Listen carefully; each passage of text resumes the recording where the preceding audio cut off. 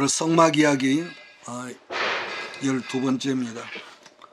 2024년 12월 15일 하나님께서 우리에게 주신 말씀을 우리가 함께 말씀의 떡을 나누겠습니다. 지난 시간에 제가 조금 더 하고 싶었던 말씀을 조금 마저 하겠는데, 언제나 성경을 지식 전달식으로만 배운 사람들은 이런 말을 들으면 의아해할 수도 있겠지만은, 우리들이 한 분이신 예수 이름으로 기도한다 할지라도요, 평소에 기도가 있고 또 그래서 우리가 기도하고 싶으면은 아무데 가서나 가급적이면은 우리가 본교회를 못 나가면 뜨거운 이 기도가 있는 그런 교회를 찾아가서 기도하면은요, 평소에 맹숭맹숭해서 기도가 열리지 않은 사람도 그 영향력을 받는다는 거예요. 자, 그런가 하면은 예수 이름으로 이 축사하는 경우도 평소에 축사를 자주 하는 그런 그 교회를 가면은 자기도 모르게 그 영에 우리가 도움을 받거든요. 자, 그러나 교회는 우리가 똑같은 주의 이름으로 세워진 교회라도 기도가 없는 그런 교회가 있습니다. 그런 교회를 가면은 굉장히 기도가 팍팍하고 터지지를 않죠. 또 그런가 하면은 우리 여러분 산에 가서 기도를 해도 기도가 막히는 자리가 있습니다. 그런 자리가 있거든요. 자, 그런가 하면은 똑같은 산이지만은 기도가 아주 훤하게 뻥 터지는 그런 자리가 있습니다. 뭐 그런 법이 있냐 할 수가 있겠지만은요, 기도를 해왔던 사람이라면은 어느 정도 이해가 될 겁니다. 마찬가지로 가정도 마찬가지입니다. 우리 가정에서도 평소에 기도가 있고 찬양이 있고 말씀이 있는 그런 교회, 그런 가정은요, 가면 알거든요. 그래서 뭔가 기도하고 영이 열려진 그 종들이 가면 앉아보면 그 가정의 어떤 흐름을 알아지거든요. 그래서 우리가 분향단의 말씀을 지금 계속 하고 있는데, 항상 우리가 기도하는 데에 게을리하지 않고 항상 말씀과 기도가 여러분의 심령과 삶 속에 충만해지기를 주의 이름으로 부탁을 드립니다. 먼저 우리가 출애굽기 30장 9절로 10절 말씀을 제가 여러분 읽어드리겠습니다. 출애굽기 30장 9절. 너희는 그 외에 다른 양을 사르지 말며 번제나 소제를 드리지 말며 전제에 술을 붓지 말며 아론이 1년에 한 번씩 이 향단불을 위하여 속죄하되 속죄제의 피로 1년에 한 번씩 대대로 속죄할지니라. 이 제단은 여호와께 지극히 거룩하니라. 이렇게 되어 있습니다. 여러분 9절 말씀을 보면은 하나님께서 지정하지 않은 다른 향을 사르지 말라고 이랬습니다. 이게 무슨 말이냐면은, 여러분 출애굽기 30장 성경을 쭉 읽어보면은 하나님께서 직접 향 만드는 법을 말씀하시고 가르쳤다는 거죠. 이 말을 지금 우리식으로 이 말을 한다면은, 기도를 하되 내 생각대로 기도하지 말고 기록된 말씀대로 기도하는 그 습관을 기르라는 거죠. 차라리 기도를 하되 무슨 기도를 해야 할지를 모른다면 중언부언하지 말고 방언을 할 수 있으면 방언 기도를 많이 하십시오. 왜냐하면 방언은 내 영이 기도를 하는 거니까, 방언 통역을 우리가 못한다 할지라도 육신의 욕망을 따라서 기도하는 것이 아니기 때문에 더 건강한 이 기도라고 여러분 믿어도 이건 좋습니다. 다시 말하면은 방언 기도는 내 육신적인 생각으로 뭘 먹을까 입을까 마실까 그러는 기도가 아니기 때문에 영으로 하는 기도고, 방언 기도는 우리 하나님의 소원을 따라서 하는 기도이기 때문에 결국은 건강한 기도요, 신앙이 더 잘하는 기도라고 말할 수가 있을 것입니다. 그래서 성경에도 말씀하고 있지만은 육신의 갈망을 따라서만 하는 기도는 우리 영이요, 성장이 여러분 더디거든요. 그러므로 우리 성도들은 평소에 여러분 잊지 마시고 항상 방언 기도를 많이 하는 그런 습관을 기르기를 바랍니다. 또 하나는 기도하기 전에 이런 습관도 좋습니다. 하나님, 오늘 무슨 기도를 할까요? 그런 습관을 갖는 것도 여러분 좋다고 봅니다. 그 다음에 가장 좋은 이 베스트 기도는 말씀을 붙잡고 기도하는 습관을 하면은 굉장히 좋은 기도죠. 그래서 여러분이 여러분의 집이 기도로 터가 닦여지지 않았다면은 아까 그랬죠. 가급적이면 주변에 가까운 교회가 있다든지, 그러면 거기 가서 교회를 찾아가서 기도하면은 그 교회의 어떤 영적인 어떤 도움을 우리가 받는다는 거죠.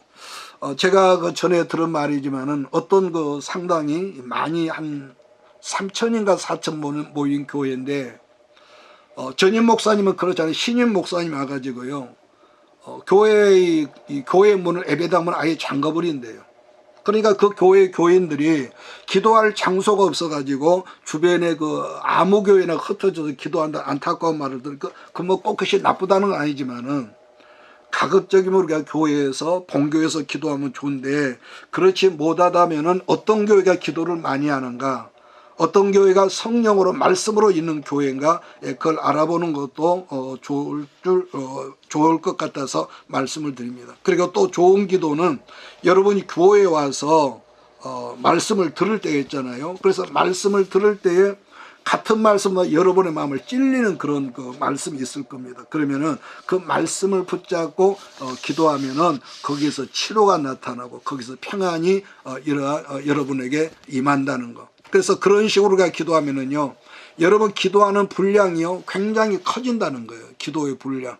우리 신앙생활이라고 하는 것은 여러분의 삶이 아무리 환경이 여러분 좋아진다 할지라도요, 제가 늘 당부한 거지만은 기도가 없는 사람들은 절대로 건강한 신앙의 사람으로 자라날 수가 없다는 점을 여러분 항상 명심해야 합니다. 그래서 항상 기도하는 거. 그래서 지난 시간에 제가 좀 말했지만은 분향단은 번제단과 비슷한 점이 있다고 했는데 여러분 기억하십니까? 우선은 번제단과 분향단은 뭐가 있다고 그랬습니까? 뿔이 있다고 그랬습니다. 특히 출애굽기 30장 9절을 보면은 너희는 그 위에 다른 양을 사르지 말며 번제나 소제를 드리지 말며 전제에 술을 붓지 말며 했는데 또 다른 양을 사르지 말라고 하는 이 말은 기도와 예배는 다르다는 점을 강조하는 것이죠. 물론 예배의 요소 안에 기도가 포함되어 있는 것은 분명하지만 그러나 여러분이 예배를 잘 드렸다고 기도하는 삶을 사는 것은 아니란 말이에요. 마찬가지로 여러분이가 아무리 기도를 많이 하는 사람일지라도 예배가 없는 삶이라고 하는 것은요, 이건 좀 위험합니다. 그래서 항상 예배와 기도와 예배가 있는 삶을 여러분 항상 지향할 수는 우리 모두가 돼야 할 줄 믿습니다. 그러므로 기도의 장소라고 하는 분향단 앞에 와서는 번제단에서 행하던 짓을 하지 말라는 거죠. 이 말을 순수 우리말로 의역한다면은 기도의 자리에서는 예배를 드리지 말고 예배의 자리에서는 기도하는 행위를 삼가하라. 그렇게도 우리가 의역할 수가 있을 겁니다. 그래서 번제단이 예배의 자리라면은 분향단의 자리는 지금 말한 대로 기도하는 자리란 말입니다. 그러면은 자, 여기서 다시 우리가 처음으로 돌아가겠습니다. 성막. 자, 성막의 울타리가 주는 의미를 여러분이 기억합니까? 세상과 구별하는 의미라고 그랬고, 그 다음 성막 안으로 들어가는 문은 유일하게 오직 문이 몇 개 있다고 그랬던가요? 오직 하나의 문이라고 그랬고, 그 다음 그 문은 다 어떤 문이냐? 이 세상 누구든지 다 들어갈 수 있는 문이라고 그랬습니다. 자, 그렇게 사도 베드로는 말씀하기를 천하 인간에게 구원을 얻을 만한 다른 이름을 우리에게 주신 적이 없다는 그런 표현을 했단 말이에요. 무슨 말이냐면은 하나님은 우리의 구원자 그리스도를 여기저기 많이 세우신 것이 아니라 오직 한 분이라, 한 분. 자, 그런데 요즘에는 언젠가부터 우리나라가 교회가 커지고 물질이 많아지고 부흥이 되다 보니까 지금은 공공연하게 여러분 WCC, WEA 이런 아주 하나님이 미워하시는 이런 것들이 들어와 가지고요. 제가 어제도 어떤 유튜브를 보다 보니까 서울의 아주 큰 교회, 전국의 그 큰 교회들 목회자들이요, WCC에 가입되어 있고 WEA에 가입돼 가지고요. 그렇게 하고 있어요. 그러니까 하나님이 악하시고 하나님이 싫어하시는 거. 그러니까 교회가 적을 때는 이것은 나도 해당이 되겠죠. 우리도 해당되겠죠. 그러니까 모든 것이 어렵고 힘들 때는 말씀으로 나가다가 교회가 커지고 사람이 많고 보니까 사람들이 주의 종들 엉뚱해져 가지고 예수 말고 하나님은 한 분이니까 모든 어떤 종교, 당신이 점쟁이라든가 중이라든가 뭐 마호메트라든가 불교를 믿든가 하나님은 한 분이라는 거. 그 지난번에 우리나라에서 WC 연합 모임을 할 때 보니까요, 형형색색의 세상 모든 지구촌의 사람들이요 같이 와서요 거기 있는 거예요. 그러므로 잊지 마십시오. 세상에 종교는 많고 그렇지만은 오직 생명의 문이신 예수만이 구원의 문이시며 예수만이 우리의 그리스도가 된다는 점을 여러분 분명히 아멘할 수 있기를 주의로 부탁합니다. 그래서 구원의 문이신 문을 열고 성막 안으로 들어가면 맨 먼저 뭘 만난다고 그랬습니까? 성막 안으로 들어오면은 맨 먼저 번제단이 있다고 그랬어요. 번제단. 그런데 번제단은 뭐가 있다고 지금 아까 그랬나요? 거기는 뿔이 있는데, 뿔이 있다 했는데, 그러면 그 뿔에는 뭐가 있냐? 그 뿔은 뿔이지 뭐가 있냐? 그러면 또 질문하면 그렇지만은 세 가지 권세가 있다. 몇 가지가 있어요? 세 가지 권세가 있는데, 첫째, 우리 죄를 사해주는 권세가 있고, 두 번째도 기억합니까? 두 번째, 하나님의 뭘 멈춘다고요? 하나님의 진노를 멈추게 하는 권세가 그 뿔에 있다고 그랬습니다. 그래서 제가 언제가 말했던가요? 죄를 지었던 아합도, 또 솔로몬의 형 누굽니까? 거기도 아도나이도 이런 아도니아도 분명히 죄를 지었지만은 그걸 알기 때문에 제단뿔을 붙잡았다고 그랬단 말이에요. 그 다음에 세 번째, 죄 사함 받는 그 사람의 복을 가지고 오는 권세가 그 뿔에 있다고 그랬습니다. 그러므로 어떤 사람이 예수 안에 있고 십자가를 만났다 할지라도 스스로 생각하기를 내가 왠지 하나님께 지금 얻어 터지고 있는 것이 아닌가, 그런 생각이 드는 경우가 있죠. 그렇다면은 우리는 여러분 분명히 여러분이 예수를 믿는다면은 그것은 마귀에게 속고 있는 거. 비록 가다가 넘어지는 경우가 있고 실수함이 있을지라도 나는 분명히 그리스도 대신 예수 그리스도 번제단에 뿔을 붙잡고 있는 나는 그런 신앙을 하고 있는 삶을 나는 믿습니다. 항상 그런 믿음대로 이렇게 하라는 거. 여러분, 사람이란 것은 자기가 서 있는 환경만을 바라보다 보면은요, 십자가를 붙드는 믿음이 없죠. 자, 그래서 성경은 늘 우리에게 당부하기를 네 생각을 바꾸라. 마인드를 바꿔야 한다는 거죠. 자, 그 다음에 번제단을 지나면 뭐가 있다고 그랬던가요? 이 회막에 들어가기 전에 물두멍이 있다고 그랬습니다. 제사장들이 번제단에서 제사를 드리고 피를 가지고 회막 안에 들어가기 전에 반드시 물두멍에서 물을 떠서 자기 수족을 씁니다. 뭐 피도 묻고 먼지도 묻어 있을 거 아니겠습니까? 물두멍이 있는데 이 물두멍은 레이지파 여인들이 사용하던 청동거울을 녹여서 만든 것인데 특이한 것은 여러분 큰 사이즈가 정해진 사이즈가 없다는 거예요. 그러면 성막의 큰 문이란 오직 하나밖에 없는 생명의 문인 예수를 말한다고 그랬거든요. 그리고 번제단은 뭘 가리키느냐? 죄인된 우리를 구속하신 십자가를 상징한다고 했고, 반면에 물두멍은 우리를 정결케 하시는 말씀을 상징한다. 물두멍이 뭘 말한다고요? 우리를 정결케 하신 말씀을 상징한다. 또 물두멍의 위치는 회막과 번제단 중간 사이에 두라고 했습니다. 자, 그러므로 모든 제사장들이 자기에 맡겨진 사역을 할 때는 반드시 번제단에서 피를 가지고 회막에 들어가면은 아까 말한 대로 물두멍에서 자기의 수족을 씻어라. 만약에 수족을 씻지 않으면 하나님이 그를 어떻게 한다고 그러느냐? 내가 그를 죽이리라고 그랬단 말이에요. 그렇기 때문에 여러분 언제 어디서나 하나님 나라의 봉사나 헌신의 기초가 뭐라고 하냐 이렇게 묻는다면요, 성결이라고 대답하십시오. 뭐라고요? 성결. 하나님 앞에 성결. 또 한 가지는 번제단은 십자가라고 했는데 절기로 말하면 유월절이거든요. 절기로 유월절인데 유월절 어린 양이 이스라엘과 우리를 위해서 우리 죄를 대속물로 죽었고 그 유월절 죽었는데 그러니까 구원은 단회적이란 말이에요. 자, 근데 유월절 다음 날이 무슨 날이라고 기억합니까? 다음 날이 무교절이다. 무교절 기억하십시오. 이따 또 물어보겠습니다.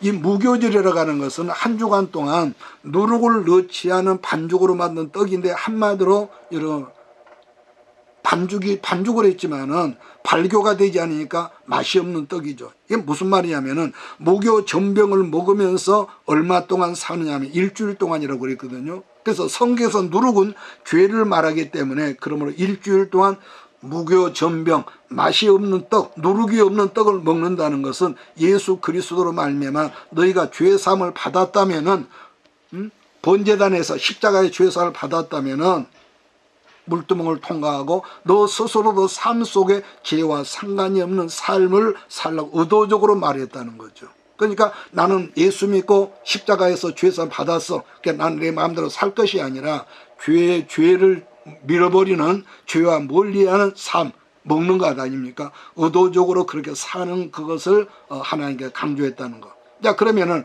왜 일주일 동안 무교병을 먹어야 하냐면은 아까 말한 6월절은 6월절의 은혜라고 하는 것은 사실 하루뿐 그 순간이니까 순간이거든요. 그러나 죄와 상관이 없는 삶이라고 하는 것은 우리의 삶 가운데서 언제까지 해야 하느냐? 주님 나라 갈 때까지 시속이 돼야 한다는 그런 의미이기 때문에 하나님께서 무교전병을 먹으면서 무교절기를 지키라는 거. 왜냐?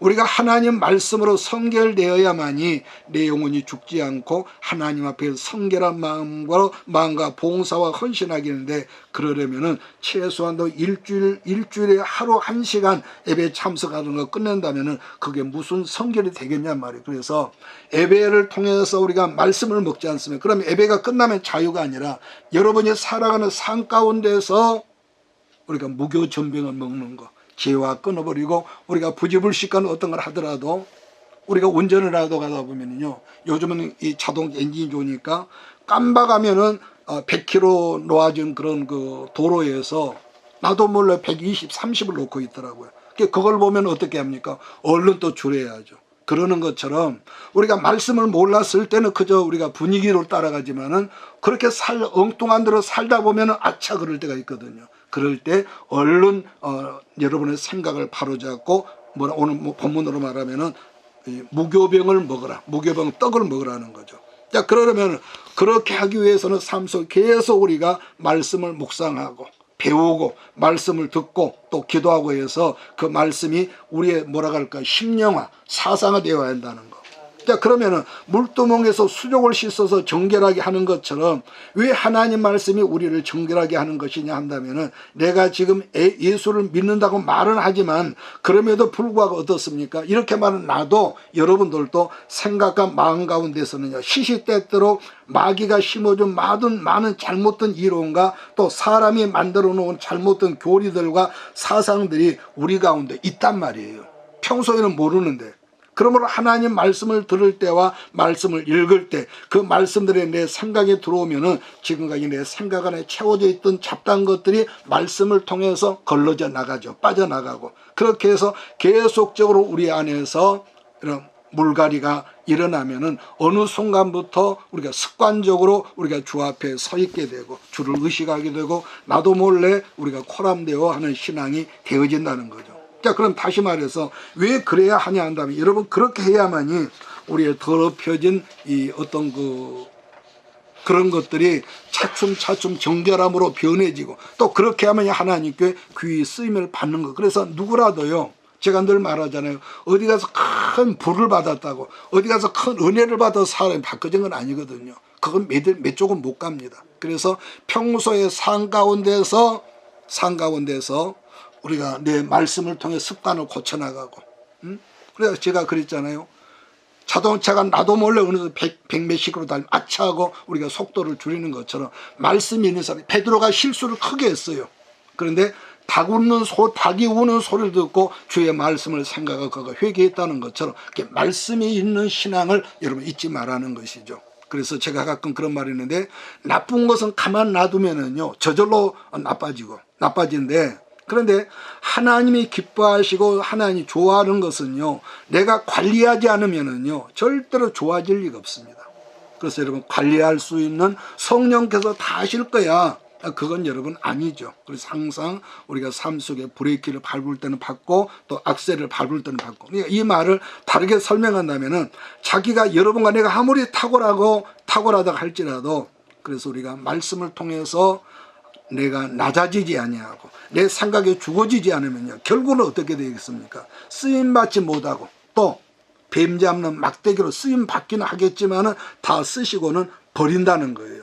그래서 지금까지 제가 말하는 것은 우리의 신앙생활에 여러분 뭐라고 할까, 기본이라고 해야 할 것입니다. 그리고 난 다음에 만남의 장소라고 말하는 드디어 회막안으로 들어가면은 오른편에 뭐가 있다고 그랬습니까? 진설병이 있다고 그랬습니다. 이 진설병 떡상은 교제를 의미한다고 지난 시간에 제가 말씀했었고, 그런데 그 떡이 되기 위해서는 알갱이랑 곡식이 잘게 빠지고 가루가 되고, 마침내 고운 가루가 되어지면 기름으로 반죽을 해서 떡을 만든다고 그랬습니다. 그렇게 해서 만들어진 떡을 일주일 동안 진설해 두었다가 물러낸 다음에는 새로운 떡을 이제 진설하게 되는데, 그런 물러낸 떡을 제사장들이 거룩한 장소에서 먹었다고 그랬습니다. 자, 그 다음에 맞은편에 제가 지난 시간에 했던 지금 이 성막 이야기를 이제 서서히 마쳐야 하니까 지금 복습을 하는 겁니다. 그러면 진설병 맞은편에 뭐가 있다고 그랬습니까? 그 진설병 맞은편에 금초대가 있었는데, 자 보세요. 금초대는 전체가 7가지입니다. 그런데 촛대 중간에 한 줄기가 세워져 있고 줄기 양옆으로 3가지가 연결되어 있는데, 그렇게 해서 모두 6개, 7개의 이 촛대가 세워진 것이죠. 그런데 성소에는 창문이 없다고 그랬습니다. 창문이 없다는 것은 이 세상은 무슨 세상을 말하냐면 빛이 없는 어두운 세상이며, 더불어서 이 세상에 살고 있는 모든 사람들은 하나님의 생명이 없는 죽은 사람들은 그런 의미가 되는 거죠. 그랬었는데 세상의 생명은 오직 예수님만이 생명인데, 그래서 성경은 참 생명의 빛은 예수라고 그렇게 말씀하고 있거든요. 그래서 생명이 없는 사람들을 알기 쉽게 말하면 혼과 육은 살아있지만 영이 죽어있다는 설명이라고 그랬습니다. 그러나 이 죽은 사람들 누구를 만나면 살아난다고 했냐면 오직 예수를 만나야만 살아난다고 성경은 말씀하고 있기 때문에, 예수님은 길이요 진리요 생명이신, 그래서 또 나를 믿지 않고 나를 통하지 않고는 하나님께로 갈 수 있는 길이 없다, 또 이렇게도 말씀을 했습니다. 그래서 대표적인 예를 잠깐 예를 든다면은 니고데모 같이 유대인의 간원으로서 니고데모가 종교는 있었지만 생명을 몰라서 그가 거듭남에 대해서 물어봤지 않습니까? 니고데모가 살아나고 불행한 수가성 여인이 살아나고 삭개오 영혼이 살리지 않았습니까? 또 한 가지는 예수님은 이 땅에 계시는 동안에 뭐라고 그랬습니까? 당신이 빛이라고 그랬습니다. 그런데 그 예수님은 지금 이 세상에 안 계신단 말이에요. 빛이신 예수님이. 그러면은 예수님이 지금도 빛이시냐? 여러분, 그건 아니죠. 지금은 예수를 믿는 여러분과 내가 이 세상의 빛이라는 것을 여러분 예수님께서 말씀하셨죠. 그래서 제가 처음에 그랬지 않습니까? 촛대에 연결이란 부분이 몇 개 있다고. 연결이란 부분이. 그렇다면 우리들이 과연 예수님 말씀하시던 빛으로 살고 있냐 했을 때 여러분 스스로 대답해 보십시오. 나는 지금 과연 빛으로 살고 있을까? 솔직히 우리들이요, 이렇게 말한 나도 비칠 수는 없지만은, 그러나 분명한 거 한 가지는 오직 포도나무 원줄기 가지에 양쪽에 원줄기 그 촛대 양쪽에 세 개 이 가지가 붙어 있을 때만이 여러분 참 빛이었던 것처럼 예수님께 붙어 있는 이 삶을 살고 있을 때에 우리는 빛이다. 그 빛이 크든 적든 우리가 그렇게 말해야겠죠. 또 하나는 회막 안에 금촛대도요, 기름이 부어졌을 때라만이 불이 켜있던 것 같이 마찬가지로 우리들도 성령의 기름, 그래 늘 제가 성령의 어떤 은사를 기름 부음을 사모하라고. 그래서 성령의 기름 부으심을 받아야만이 세상에 빛된 삶을 살 수 있다는 거죠. 우리가 아무리 내가 빛으로 살아야 한다지만은 여러분 한계가 있거든요. 여러분 그러잖아요. 나를 늘 짱박고 나를 여러분 손가락질하고 나한테 못되게 하는 그런 주변에 사람들이 많은데 내가 그건 알지만 그 현장에서 안 된단 말이에요. 그렇기 때문에 여러분 언제든지 성령, 내 힘이 아니라 내 능력이 아니라 하나님의 능력으로 우리가 기름 부으심을 사모하는 우리 모두가 되기를 주의 이름으로 축복합니다. 그래서 우리는 누구나 똑같은 사람인데 똑같은 우리에게 성령의 기름 부으심이 있으면은 여러 가지 각종 뭐가 나타납니까? 여러분 나와 여러분 똑같은 사람이지만 성령의 기름 부음이 있으면은요 다양한 은사가 나타난다. 다양한 은사가. 제가 어저께 어떤 유튜브를 보다가요 간증을 들었습니다. 어떤 부산에 있는 어떤 권사님의 딸은 문과를 나온 전공한 딸인데 그 딸이 여러분 그렇게 학교만 갔다 오면은 교회를 찾아가서 기도하고 어느 날부터요 하나님의 성령이 충만해서 얼굴이 항상 여러분 거늘이었고 성령 충만함을 받은 그런 가운데서 졸업을 하고 이제 미국에 유학 가서 학위도 받고 여기 돌아와서 강단에 서해 갔다 이제 그런 가운데 기도를 하고 있는데 미국을 가기 전전날에 성령께서 뭐라고 말씀하시냐면은 너 미국에 가거든 문과를 여러분 가지 말고 의상 디자인학과를 가거라. 그러더라고요. 의상 디자인.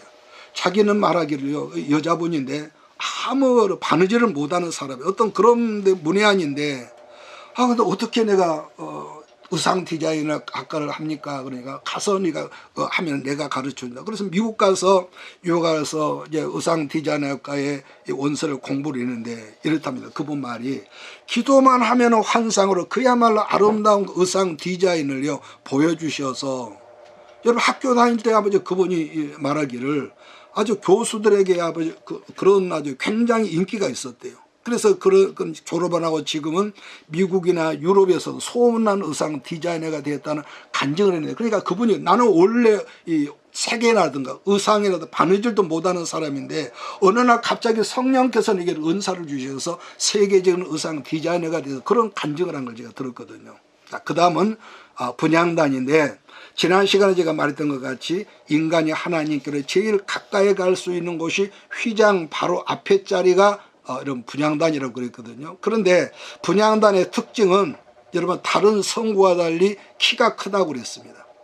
그리고 언제나 하나님과 교제할 수 있는 것이 분향단인데, 이 분향단도 번제단처럼 내 모서리에 뿔이 있다고 그랬단 말이에요. 그러나 그 분향단은 번제단처럼 같은 뿔이 있었지만은 분향단의 뿔은 번제단과는 다른 권세가 있었다고 그래요. 여러분 기억하십니까? 번제단의 권세를 말한다면 한마디로 십자가거든요. 뭐라고요? 십자가가 번제단의 뿔의 권세입니다. 그러나 분향단의 권세는 하나님으로 하여금 일하시게 하는 권세, 기억나시지요? 무슨 말이냐면 분향단의 권세로 가는 것은 기도하는 사람으로 하여금 하나님으로 일하시게 하는 권세라는 거예요. 그 다음은 자 휘장인데요. 오늘날로 말하면 휘장이 뭘 말할까요? 커튼입니다. 자, 출애굽기 26장, 출애굽기 26장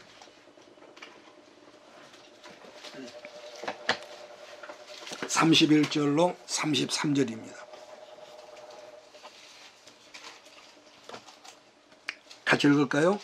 너는 청색, 자색, 홍색 실과 가늘게 꼰 배실로 짜서 휘장을 만들고 그 위에 그룹들을 정교하게 수놓아서 금 갈고리를 네 기둥 위에 늘어뜨리되 그 네 기둥을 조각목으로 만들고 금으로 싸서 네 은받침 위에 둘지며 그 휘장을 갈고리 아래에 늘어뜨린 후에 증거계를 그 휘장 안에 들여놓으라. 그 휘장이 너희를 위하여 성소와 지성소를 구분하리라. 여러분 휘장이라고 하는 것은 성소와 지성소를 막고 있는 뭐라고 할까요? 분계선? 표현이 그렇습니다만 분계선 여기까지만. 그래서 그 휘장이라는 커튼에다가 청색 실과 자색 실과 홍색 실과 가늘게 온 배실로 수를 놓으라고 그러는데 무슨 수냐면은 그룹 들고 천사를 거기다가 수를 놓으라고 이런 말씀이 있습니다. 자, 그렇다면 청색은 뭘 말하느냐 하면 이 땅에 오실 메시아의 순수함을 의미하는 말이고, 그 다음 자색은 뭘 말하느냐, 예수님의 왕되심을 의미한다고 그랬습니다. 홍색 실은 인간으로 오신 예수님이 고속자로서 여러분 속죄제물로 피 흘리심을 의미한다고 그랬습니다. 그 다음에 흰색은 예수 그리스도의 승리를 의미한다는 것을 말씀한다고 지난 시간에 제가 언급을 했었습니다. 자, 그 다음에 32절을 보면 금 갈고리를 네 기둥에 늘어뜨리라고 그랬는데, 왜냐하면 성경에서 말하는 휘장은요 우리가 말하는 이런 커튼이 아니라 짐승, 동물의 가죽으로 물개 가죽이나 그런 가죽으로 되어 있었기 때문에 무게가요 엄청나죠. 그렇기 때문에 네 기둥이 없다면 짐승 가죽으로 만든 휘장을 감당할 수 없었기 때문에 그렇게 하나님께서 말씀한 것이죠. 그리고 네 기둥의 재료가 뭐냐, 마찬가지로 역시나 조각목인데 그 조각목도 금으로 싸라. 한 가지 또 다음 시간에 말하겠지만은 항상 여러분 성경에서 금은요 연단된 믿음, 또 다르게 말하면 예수 그리스도 이렇게 말합니다. 자, 그 다음에 26장 33절 다시 읽습니다. 그 휘장을 갈고리 아래에 늘어뜨린 후에 증거계를 그 휘장 안에 들여놓으라. 그 휘장이 너희를 위하여 성소와 지성소를 구분한다. 자, 질문하겠습니다. 휘장은 뭘 상징한다고 여러분 기억하십니까? 휘장은 예수 그리스도의 육체를 상징한다. 뭘 상징한다? 예수 육체. 자, 그러면은 제가 그냥 읽어드려 좋은데 여러분 찾아보십시오. 히브리서 10장 19절입니다. 히브리서 10장 19절. 휘장이 예수의 육체를 상징한다. 히브리서 신약성경 10장 19절로 20절입니다. 10장이요? 예, 10장 19절로 20절. 자, 찾았으면 같이 읽을까요? 시작. 그러므로 형제들아 우리가 예수의 피를 힘입어 성소에 들어갈 담력을 얻었나니 그 길은 우리를 위하여 휘장 가운데 열어놓으신 새로운 살 길이요 휘장은 곧 그의 육체니라. 다시 질문하겠습니다. 구약 성소에 이 처있는 휘장이 신약에서는 뭘 의미한다고요? 예수님의 육체라는 거예요. 그래서 예수님이 십자가에서 피 흘려 죽으시고 내가 다 이루었다고 그럴 때 뜻밖의 여러분 갈보리 산하고 여러분 성소는 멀지 않습니까? 예루살렘에. 근데 성소 안에 있는 휘장이 위에서도 아래까지 찢어졌다고 그랬습니다. 또 우리들이 예수의 피를 힘입어 어디를 들어갈 수 있느냐? 성소라고 오늘 본문에 그랬는데 본문에서 말하는 성소는 지성소를 의미한다는 것을 여러분 꼭 생각을 하세요. 근데 같은 성경이지만은 쉬운 성경이라 번역판을 보면은 거긴 또 이렇게 돼 있습니다. 그러니까 참고가 될 것 같아서 제가 옮겼습니다. 그러므로 형제 여러분, 우리는 예수님의 피 때문에 자유롭고 담대하게 지성소로 들어갈 수 있게 되었습니다. 우리는 예수님께서 우리를 위해 열어주신 새로운 길로 들어갑니다. 그것은 그분이 자신의 몸의 휘장을 찢어 생명의 길로 열어놓으신 곳입니다. 다시 질문합니다. 휘장이 뭐라고요? 예수님의 육체다. 잊지 마십시오. 그런데 예수님의 육체를 상징하는 휘장이 뭘 구별하냐 하면은 지성소와 성소를 구별한다 했다는 거예요. 그렇다면 지성소에는 뭐가 있냐 했냐면은 하나님의 임재를 상징하는 언약궤, 다르게 말하면 법궤가 거기에 있다고 그랬어요. 그렇기 때문에 지성소 안에는 언제나 하나님의 영광인 곧 쇠키나가 거기에 빛이 가득한 거죠. 가득한 거. 그 영광이, 그 세키나의 영광이 이스라엘 출애굽에서 광야에 있을 때에 낮에는 구름 기둥으로 되었고 밤에는 불 기둥이 되었던 것이죠.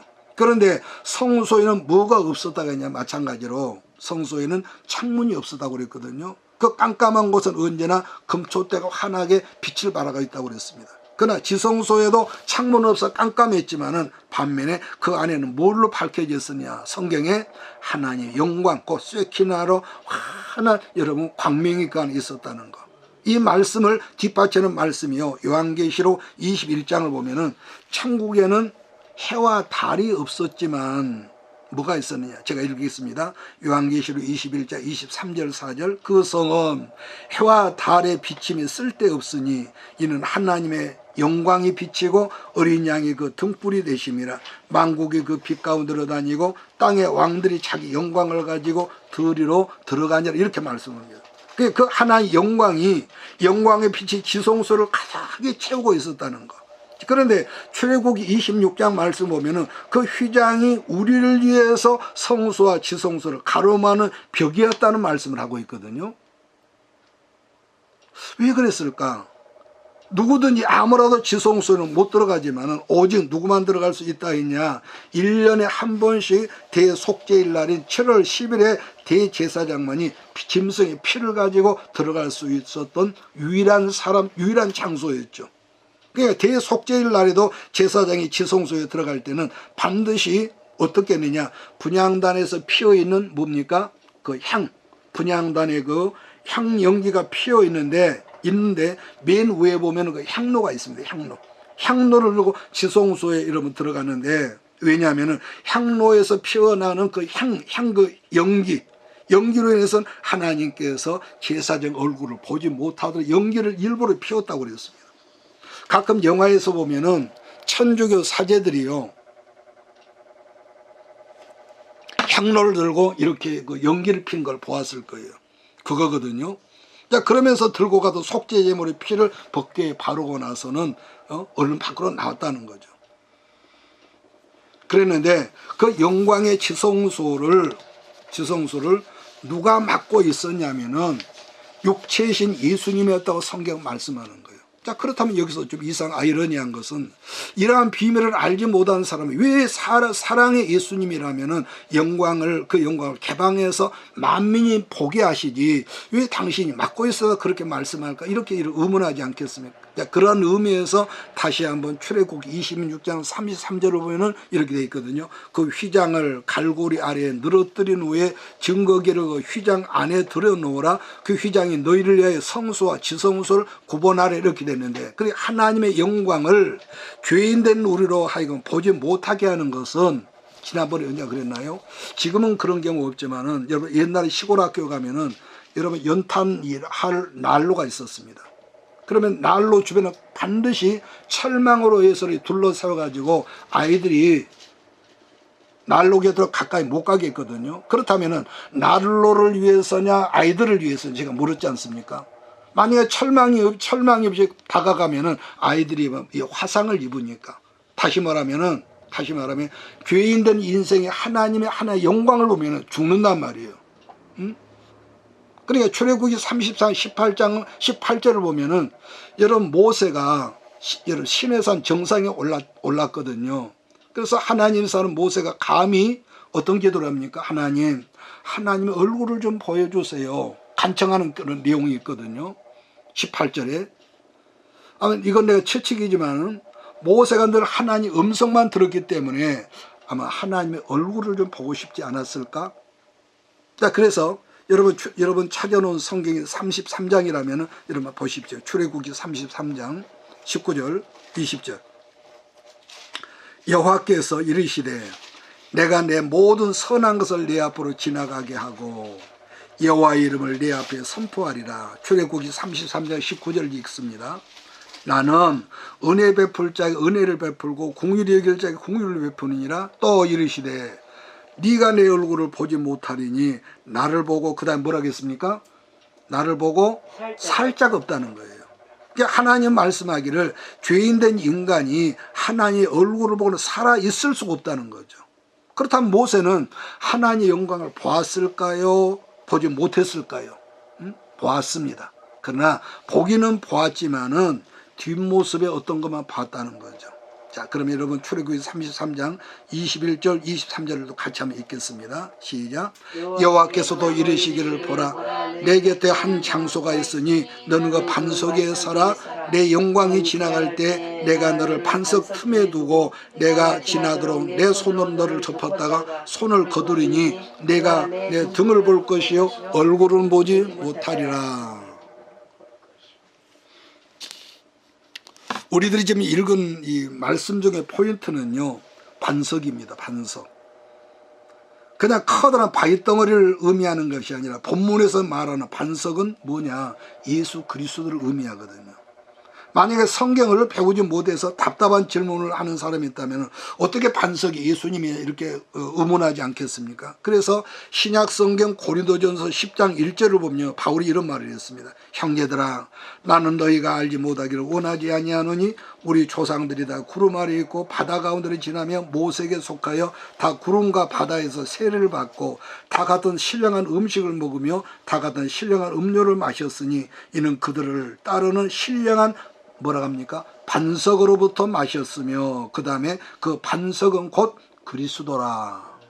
이렇게 말씀합니다. 그냥 40년 동안 광야에서 이스라엘을 졸졸졸 따라다니셨던 반석이 신약에 오셨던 그리스도였다고 성경은 그렇게 말씀한다는 거예요. 자, 그러므로 출애굽기 33장에서 하나님의 모세에게 말씀하신 반석이라는 말씀은 오직 예수를 통해서만 하나님을 볼 수 있도록 하셨다는 그런 설명이라는 거죠. 그러나 엄밀히 말한다면 성자 예수님은 본래는 영이셨거든요. 하나님처럼. 그런데 영이셨지만 육신의 몸을 입고 우리들처럼 여자의 뱃속, 엄마의 뱃속에 10달이 있다가 태어나셨기 때문에 예수님은 하나님이셨지만 온전한 사람. 그러나 우리 하나님은 그 본체가 영이셨기 때문에 어떻게 하나님 얼굴이 있겠으며 뒷모습이 있을 수가 없는 거죠. 모세가 표현만 그렇게 한 거죠. 그래서 예수님이 그냥 나를 본 자는 누구를 본 자다? 아버지를 봤다 그랬거든요. 아버지를 봤다. 그래서 모든 우주적인 통치권을 사람의 몸을 입고 와서 사람의 모든 죄 문제를 해결하신 예수님께 아버지의 통치권을 위임해 주셨기 때문에 아들인 예수님은 우리에게 당부하기를 뭐라고 합니까? 무엇이든지 내 이름으로, 누구 이름으로? 예수의 이름으로 구하면 아버지 하나님께서 허락해 주신다는 말씀을 하셨다는 거예요. 그렇기 때문에 우리 예수님은 우리 인생의 모든 마스터 키가 됨을 여러분 잊지 말기를 주인을 부탁합니다. 그래서 제가 여러분 당부했잖아요. 신구약 성경 66권의 성경의 주제가 뭐라고요? 하나님 나라이지만은 신구약 66권의 모든 내용은 뭐냐? 예수 그리스도다. 어디를 보더라도 거기서 예수가 있고 어디를 보더라도 하나님 나라가 있다는 거예요. 이 말씀을 잊지 마시고 한 주간도 승리하시고 오늘은 여기까지만 말씀을 가름하겠습니다. 이것이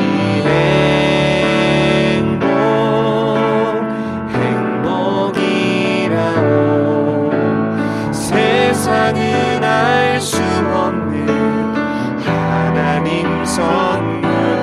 이것이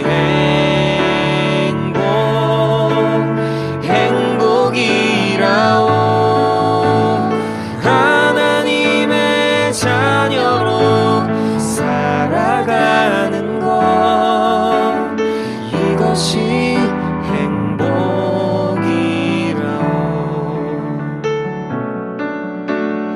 이것이 행복이라오.